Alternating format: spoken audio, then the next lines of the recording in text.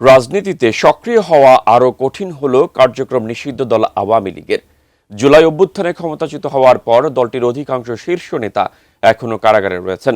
তবে অভিযোগ উঠেছে ত্রয়োদশ জাতীয় সংসদ নির্বাচনের পর সরকারি দলের ছত্রছায়ায় দেশের বিভিন্ন জায়গায় বন্ধ থাকা কার্যালয় খুলছে আওয়ামী লীগ, জানিয়ে চলছে নানা আলোচনা।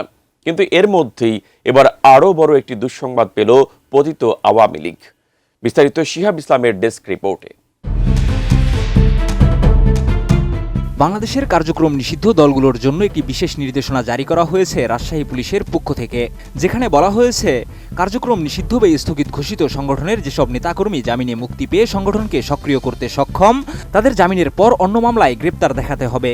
তবে এই নির্দেশনা ঘিরে শুরু হয়েছে ব্যাপক আলোচনা ও বিতর্ক।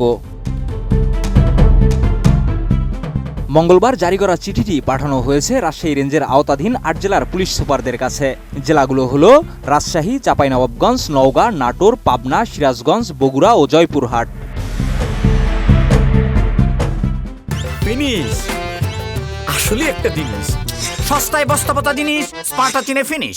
চিঠিতে উল্লেখ করা হয়, পরবর্তী নির্দেশনা না আসা পর্যন্ত সংশ্লিষ্ট কর্মকর্তাদের দৃষ্টি আকর্ষণ করা হচ্ছে। এতে বলা হয়েছে, কার্যক্রম নিষিদ্ধ বা স্থগিত ঘোষিত ফ্যাসিস্ট সংগঠন সমূহের যেসব নেতাকর্মী জামিনে মুক্তির পর দলকে শক্তিশালী ও সংগঠিত করতে এবং মাঠ পর্যায়ের তৎপরতা প্রদর্শনে সক্ষম, তাদের জামিনের পর অন্য মামলায় গ্রেপ্তার দেখাতে হবে। তবে যারা এই বৈশিষ্ট্যের অধিকারী নন, তাদের ক্ষেত্রে আপাতত গ্রেপ্তার দেখানোর প্রয়োজন নেই বলেও চিঠিতে উল্লেখ করা হয়েছে। কিন্তু চিঠিতে সরাসরি কোনো রাজনৈতিক দলের নাম উল্লেখ না থাকলেও সাম্প্রতিক প্রেক্ষাপটে এটি আওয়ামী লীগ ও তার সহযোগী সংগঠনগুলোর সঙ্গে সম্পৃক্ত কিনা সে প্রশ্ন উঠছে। একই সঙ্গে নির্দেশনায় বলা হয়েছে, প্রোটোকল ও প্রোটেকশন প্রদানের ক্ষেত্রে প্রচলিত আইন ও বিধি অনুসরণ করতে হবে। বিষয়টি নিয়ে কথা বলতে গিয়ে রাজশাহী রেঞ্জের ডিআইজি মোহাম্মদ শাহজাহান দাবি করেন, এই নির্দেশনা আওয়ামী লীগ বা তাদের সহযোগী সংগঠনকে লক্ষ্য করে নয়, বরং সমাজে বিশৃঙ্খলা সৃষ্টি করতে পারে এমন নিষিদ্ধ ঘোষিত সংগঠনের সদস্যদের বিষয়ে আগাম সতর্কতামূলক বার্তা হিসেবেই এটি দেওয়া হয়েছে। সরকার কিছু সংগঠনকে নিষিদ্ধ ঘোষণা করছে, কার্যক্রম নিষিদ্ধ ঘোষণা করছে।